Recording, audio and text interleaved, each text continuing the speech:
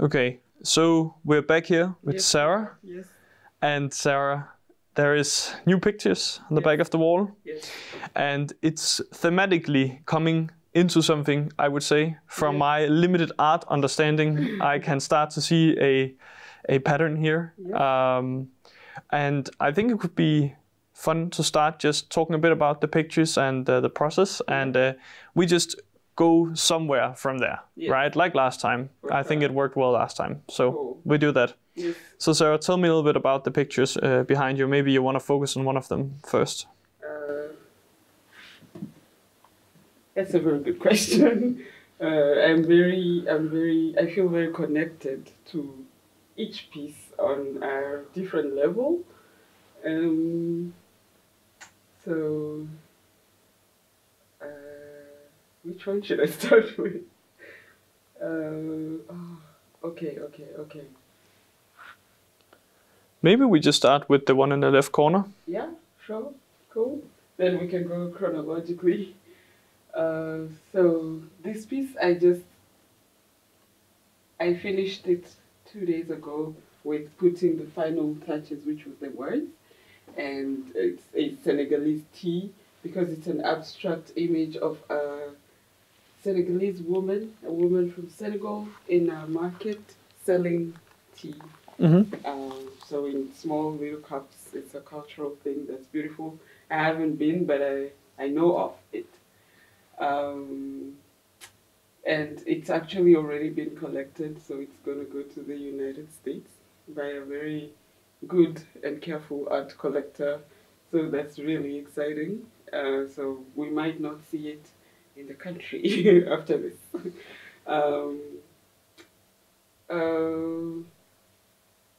I have not so much to say about it other than like one main detail that I would like to say that caught me when I was making this piece is the fact that this is a lady that's an abstract image that's serving tea. But I wasn't sure how much I was going to depict the fact that tea is flowing from a can.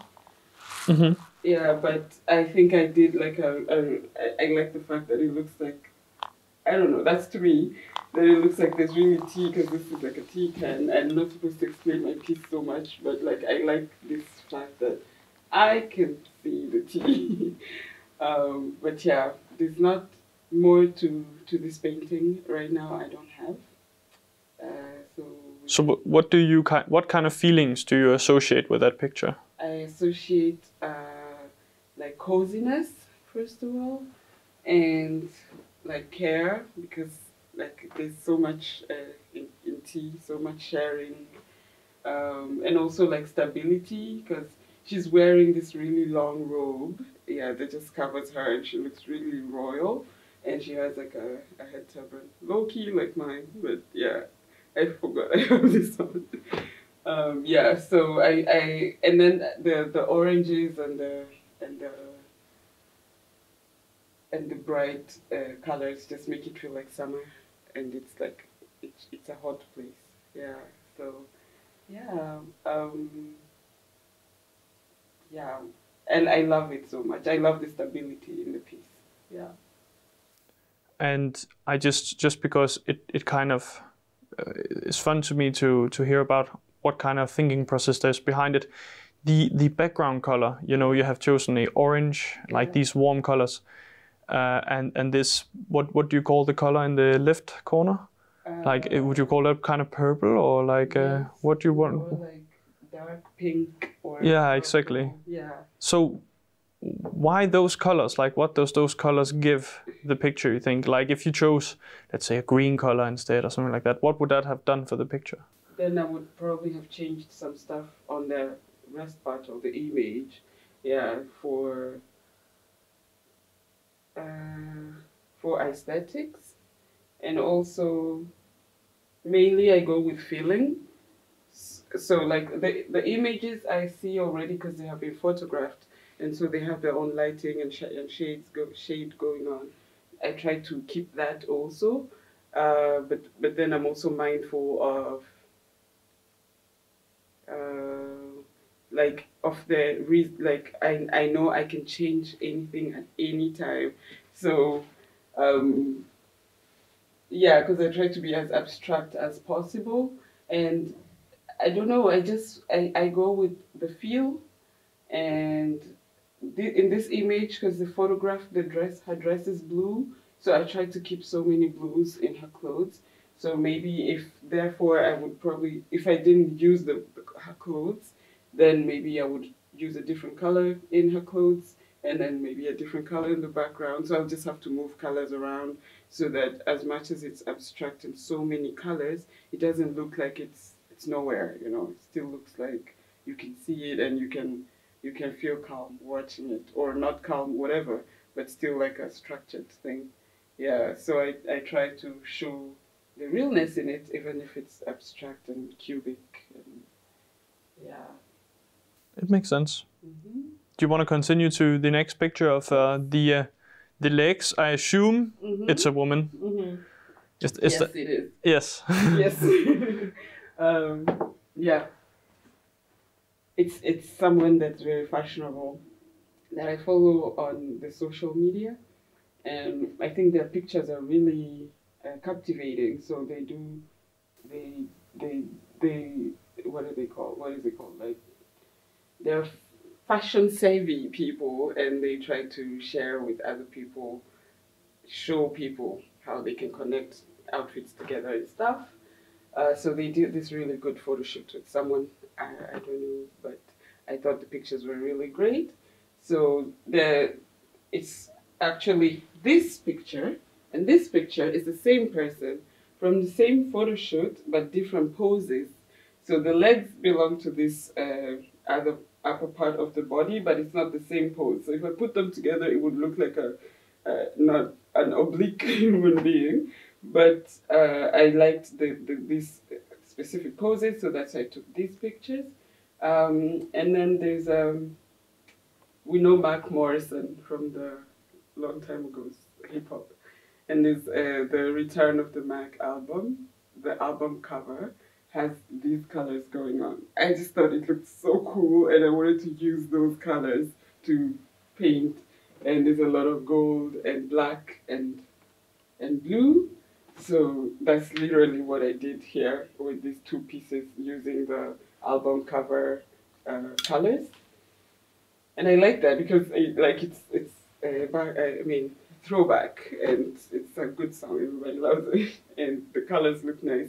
And I thought like it would be nice to combine this idea where you could use like a color scheme and a theme from old school album covers to now use them in a painting. Yeah, I just thought it's cool. I don't know about copyright issues and that for that stuff, but like it's really good inspiration. So yeah. How much do you see music as an inspiration for your art? A lot. Can you come with any examples? Like how would an average situation look like when you get inspired from music? Like, what, you sit and listen and then you just picture a painting, or is it like a feeling you want to get that? Like, is it more of a vibe, or is it like very like explicit, like, oh, this is the thing I'm gonna create? Oh, I see. Do you know what I mean? Like, sometimes I could, because when I make something like music, right, it's always abstract, because music is music, right? It will always somewhat be abstract. But the good thing about a painting is how detailed you actually can be if you want, right? You can be very explicit in your idea in your head. So how do you see that? That relationship with music and art, for you at least? Yeah, I think I loved music before I loved art, like painting, and I've loved music all my life, and I feel like I cannot survive without music in my ears. I don't make music personally, so I listen to what other people have made. Sometimes it's like a concept from the lyrics, sometimes it's like the beats, and then they translate in my head as if it's a layer, and then I think about it maybe in forms of color. But like when I'm painting, I'm just playing my playlist on shuffle in my ears, and I really need it because I actually realized that I cannot do without it. So they go really hand in hand. That's funny. So what kind of music genres would you say? Everything? Yes, but then there's sometimes that there are like a few music artists that I would listen to a lot. There's Burna Boy, that's a Nigerian artist. There is I could play the album the whole day. There's a Kenyan lady called Modoni, the drama queen.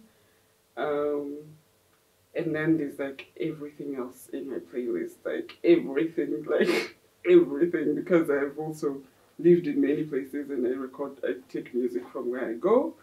So I don't even know, like everything you know and you don't, I listen. And it's just a good flow because then, yeah, my ears and my brain enjoys that.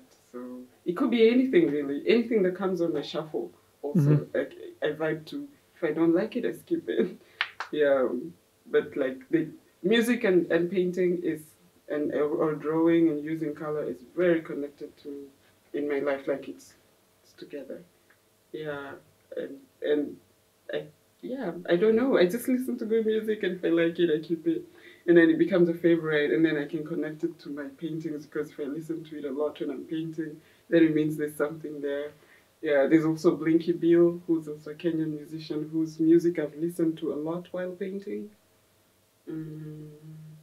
Sometimes I watch Netflix when I'm painting, just like mindless shows that don't need me to have my attention on the screen all the time, so I know what's going on, but mostly it's music.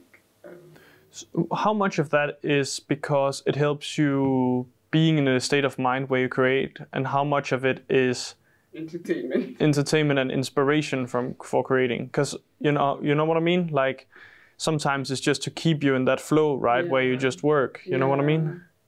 I feel like it's like 50-50. Yeah, because also even if I'm not painting, I'm listening to music all the time unless I'm sleeping. Yeah, so I mix it all. Yeah, the entertainment and the focus and inspiration. But if I pick a specific album, then that's just specifically for inspiration and entertainment, but I know this is the only place that I'm getting this from. Yeah. What can you tell us about like Kenyan music? Because I have no clue about African music in general. Like I probably have like a very dumb idea about what African music is. You know what I mean? Because I have a very like traditional understanding of what kind of music that was created in Africa and stuff like that, right? But I have no idea what the modern scene looks like. So can you tell us a bit about that? Like, is music huge in Kenya? Like it has their own music scene, I suppose. Yes. Yeah, I guess every country locally. Yeah, exactly. Yeah, exactly. Yeah. I wish we could play something, but then copyright issues and stuff, so we can't. But it's vibrant. It's alive. It wakes you up. You either want to dance or just like have a good vibe inside of you. So yeah, and it's quite different. There's like different genres and there's different cultures as well, and different cultures make different types of music. So you can actually find everything like on an African realm of music. There's hip hop. There's their own. There's like a Kenyan own inspired sound that's called. What's it called? There's gengetone. There's like different things. But like if you wouldn't know any other genre of music, and you probably know the ones that almost everyone knows, you can still find them in the Kenyan scene. So, then they sing in Swahili, English, different languages, and there's rap, there's drill, there's all sorts of things. Yeah. Mm-hmm. But then the music for me is really warm, and sometimes very, what is it called, full of life lessons. Yeah, and of course very much nostalgic. Yeah, so yeah, but it's very, it keeps me alive, and also I like to listen to lyrics. So that's what I can say. There's a bit of everything, but of course with a Kenyan touch. Yeah, I wish we could play a song right now. That's all I'm thinking about and put it in, but we can't. But you can find so many things. The names I've mentioned now and much more. It's on YouTube. It's everywhere. Yeah, and also just normal pop culture music I listen to. So all the names we know, if we do. Yeah, some that I don't. Yeah, what I like I play. Yeah, so these two are from Mark Morrison as album cover inspiration, but the girl is the blogger and content creator on the digital scene. We did talk a bit about this piece last time. Yeah, maybe you can tell us a bit about what happened with this piece, because you were making it. Oh, we didn't finish it. Yeah, you didn't finish it last time. That's true. That's true. So I came back and I finished it. Yeah, most of the things that I talked about last time is that she's a black teacher and her t-shirt said Black Lives Matter, and then I chose to move those words to the side and say Tangaza, which means enlighten, which to enlighten is like to teach. Yeah, so it looks like she's carrying a lamp in my head. That is enlightening, and she's also just stylish. This was an image of a woman. I think it was a festival or an African festival event in the States. And so photographers came by and took good pictures, and then I painted. Yeah, that's mostly about it. Like the main detail is the Tangaza here. Well, a lot of main details, but like this is something I haven't done much, like putting words on my art, like I've done there and here. I think it works really well, actually. Thanks. I think it also makes it the fact that you're not overusing words and it's very deliberate where you put it. I think it kind of makes it feel right in some way, right? I think that's my opinion, at least. I think especially this picture down here, it looks very natural in some way, that there is some letters there. Yeah. Cool, but yes, that's mostly about it. Is the future of these paintings, do you know them? Like you told, one of them is going to art collector in the US. What about the others? Are there anyone who... No, not yet, but like if anyone wants them, this is the moment. Claim your picture, because I could only have them as at an exhibition or sell them, but I don't have any plan yet. So if no one calls and says I want any of the other pieces now, I'm just going to put them on a website and sell them there. Yeah, or if I get an exhibition opportunity, then I can put them there as well. Yeah, but like when I started doing them, I was mostly playing. Like I told you, I just wanted to play around, and that was the plan. And I'm happy about how I have played.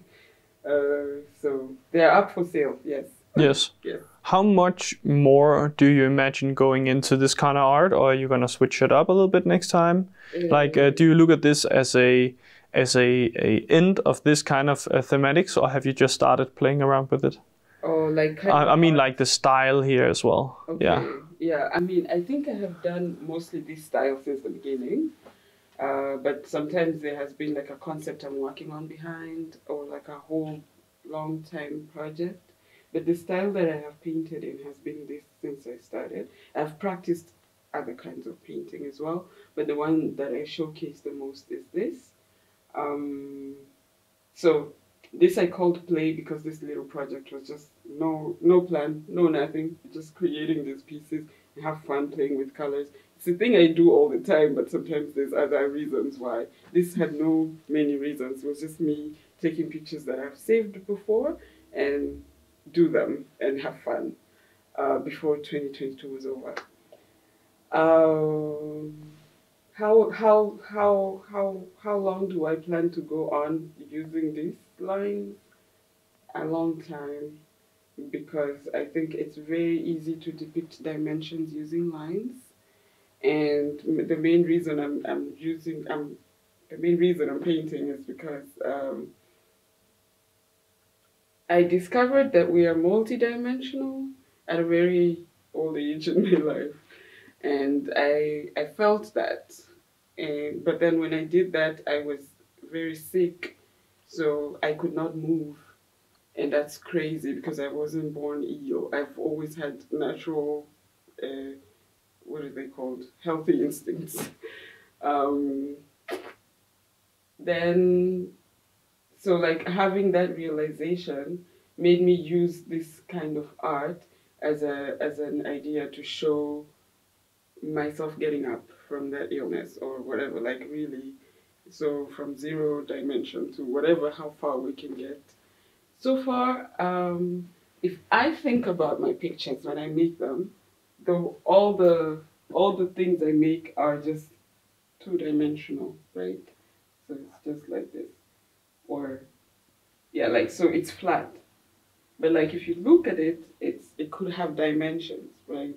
But that's just because with the help of color, but not with the help of like other lines included to it. So like I'm only drawing squares, rectangles, triangles, circles. So I wanna like elevate now. I guess it would be a 3rd dimension or whatever, depending on how you look at it, because there's like so much depth in here, even if it's flat. So that's the reason why I will keep using lines to just keep either going up or like diving deep. And also there's no restriction on lines. No one owns lines. It's like, you can use lines. Anybody can use lines. You just get a ruler and use lines. So I like that because it doesn't stop me. It doesn't block me. Some people think it's not really artistic. I mean, African. Some people think it's not very feminine. And I just think it's lines. Anyone can draw lines. Yeah. There's probably no reason to put any of those labels on art in the first place. It's like, yeah. If you have a ruler, you can draw a straight line. Yeah. Or like anything that can measure straight, you can draw it. So yeah. Maybe you can take the picture to all the way to the right and maybe take it out because it's a bit in the dark here. Okay. And you can hold it up. Yeah, I also used a lot of dark colors here. So tell us about this picture. It's my favorite from this collection. I think that's unfair to say, but I think... Yeah, they're all pretty, let's be honest. That's true, and I made them all. So. But thank you so much. But like the reason I think this is my most favorite is because I went through so many emotions creating this. At some point, I didn't think I was going to finish it because I thought I have done so many complicated things. I'm tired. I need to start over. But I had a plan. I had also like an older painting that I've done, and I was using the color scheme from that. And so I wasn't going to go outside of that. And it became so tiring at some point because I was like, why did I decide to do this? But I carried on, and I did not get out of the plan. It's also a lady that's serving tea, but then the location this time is Sudan. And it's the same concept being selling at the market. And she's also wearing a very long robe dress thing, and she's covered her hair.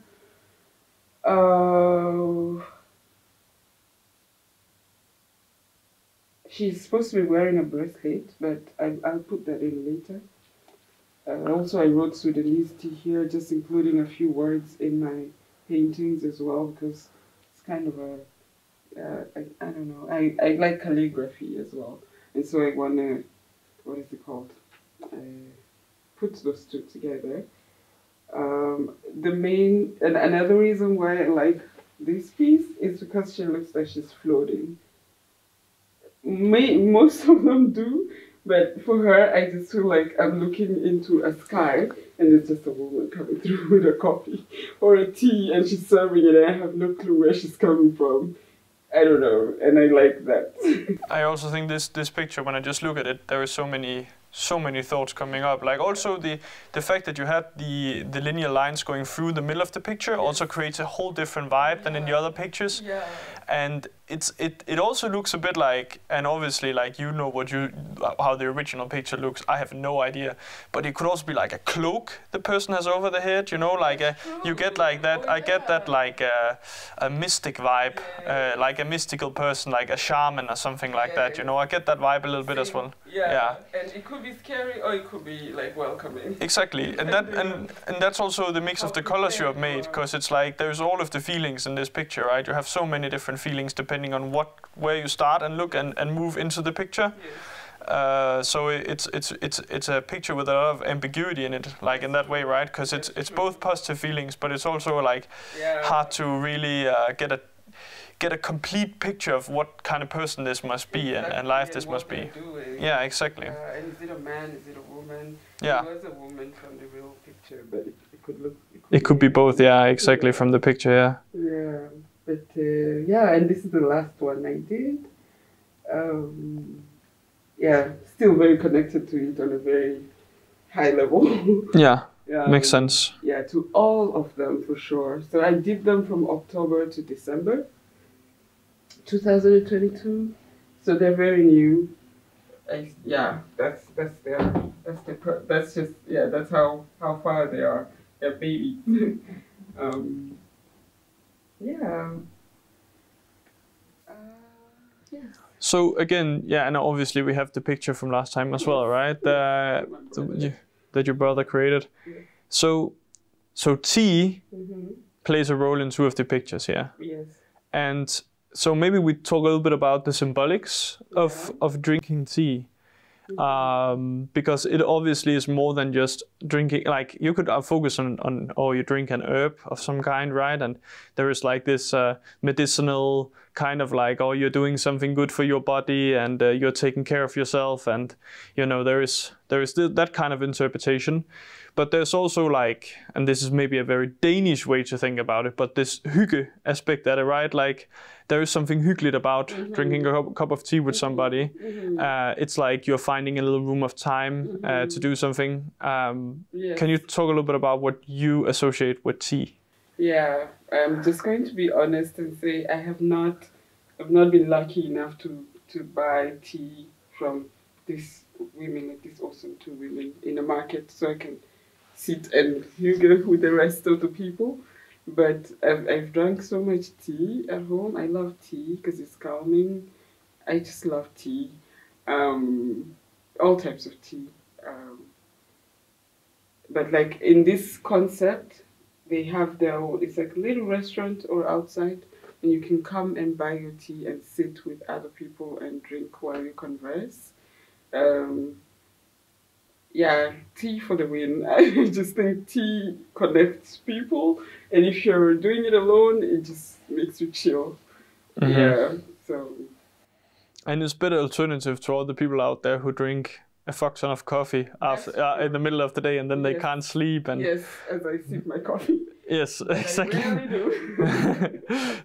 It's not that late. It has to be said when we record this, so it's okay. It's okay. It's very dependable, right? But the people who drink a big cup of coffee like at night. Yes, that's crazy. That's crazy people. You don't want to sleep, or that there is something you have pushed your brain with caffeine so much that you can sleep with that much caffeine in your system. That's crazy. Yeah, when I was growing up, my dad just told us coffee is not for kids. I didn't know why, and I just saw them drinking it, and they didn't like hide it. So it definitely wasn't a drag. Like my mom and dad, all through. So even when I grew up until I was like 21, she's like, coffee is not for me because coffee is not for kids. Yeah, it is. Well, I think it is funny to think about it with coffee, right? How much of a daily drug it is, like, because it really is a powerful thing. Yeah. And if people don't believe that, then it's very easy. Drink coffee for a month straight, and then don't drink coffee for a month, and then see the difference. And I don't like that it can control me if I don't want it to do it. Yeah. So I don't like that. So if I want it, then I would use it.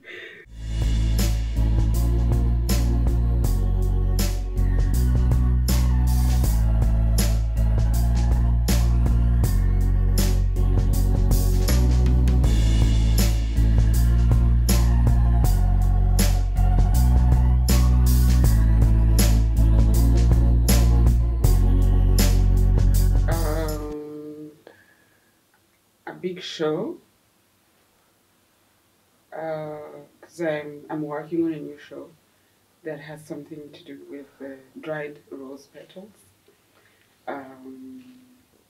where I imagine what is it called, imported rose flowers, especially from Africa, and I make that situation equal to me as an immigrant, where these plants don't have so long to stay either in the air or once they're harvested to get here or where they're sent, because they need to be sold when they're fresh. But I imagine that harvest is fucked up. But we enjoy the plants. We enjoy them when we get them. Yes. So instead, I don't throw them away, the many bouquets I've ever bought to keep in my house, because they're beautiful, and I mean, someone has to buy them. I've kept them and I've dried them in a process, and I've grinded the petals, and then I'm gonna mix it. I mean, I'm gonna create pigment, liquid pigment, and then create different things using that as a project that merges both things together. So I'm working on that. That's like gonna take many months. I would like to get a studio in Copenhagen because I want to move. Yes, so I'm looking to studios because it's nice to have space to create. Why is this place in Aalborg not enough for you? It is enough. It is nice. I love it. Unfortunately, my time here is over. It's almost done. I've been here for the many years that I'm supposed to be here for. Yeah. Tell us a bit about that notion. That being here. Yeah. Well, I'm just interested in that notion in general. Like, I like when people have that feeling that their time is up somewhere. Like, there is like, people feel like it's time to move. It's time to do something else. You're at that point right now. So why is that? It's been a consecutive 5 years of doing the thing I'm doing and pushing and expanding it as much as I can. I've lived in Aalborg for 10 years, and in terms of art, I feel like I have done different things. I have explored myself in different ways. For example, I've practiced my practice so that I have been able to see what it is that I'm doing. I've also worked with other artists and collaboration and learning new things and putting things out there that we have worked as a group together. I have done a couple of exhibitions. I have also been offering paint therapy classes to the Kids Center here in Aalborg. And it's a program that I have done together with the collective that I work with here in Aalborg. So for that reason, I feel like it's not over, of course, and Nordjylland is huge and stuff. But for me, I cannot do everything in one place. So for that reason, and also for the fact that naturally my time here is up. I've been here since 2019, so this is my last year. So I'm thinking of exiting. To be honest, I have, because I'm not good at saying goodbye. Really, I'm not. I don't know how to do that. I just wish we never said goodbye. So I don't think about that. I know it's gonna bring me emotions afterwards. I'm not prepared yet. But I guess when I start to move things out and stuff, I will start feeling the things. But I'm not really good at saying goodbye. I don't know. As soon as I think that I have to say goodbye, then my day is ruined and my life. So I don't think about that. Yeah. Then it just has to come for that shock that comes when you have to do it. Yes. And maybe, I don't even know how I go through the part where I have to let go. I cannot explain it. It's not up to me. Yeah.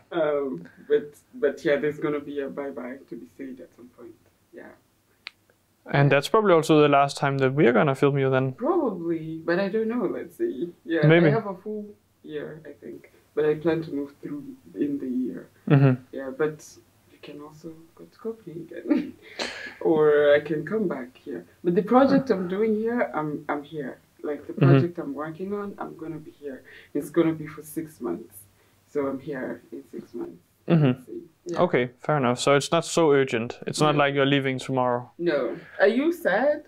If I'm sad about it? Of course. For the sake of Aalborg? Yes, we're going to lose you. No.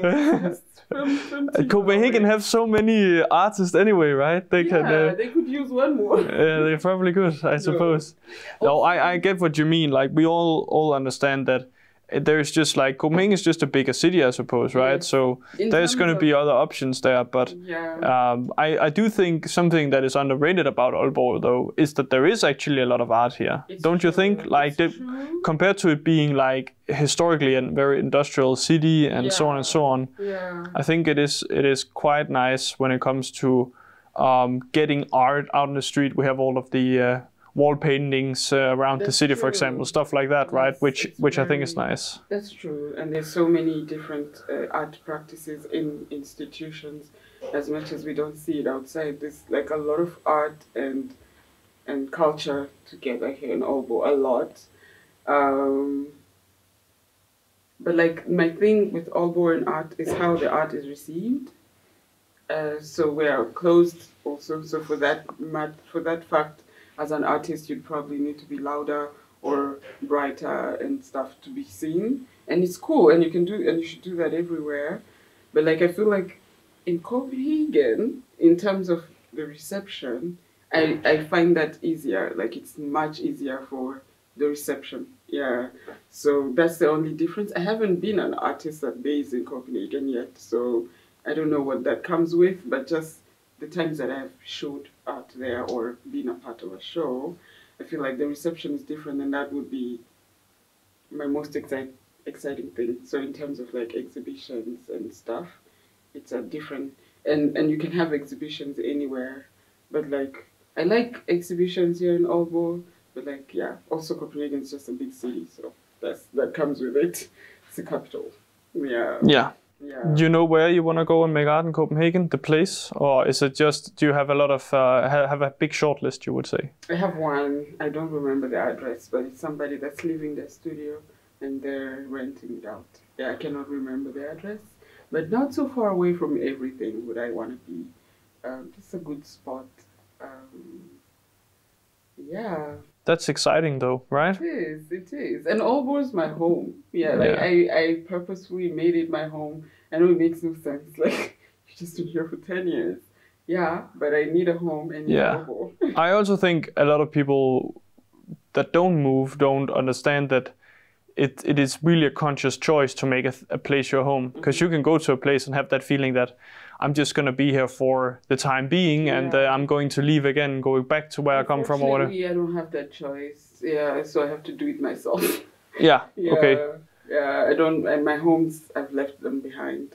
Moving around as a refugee, so my papers say I can't go back to Congo.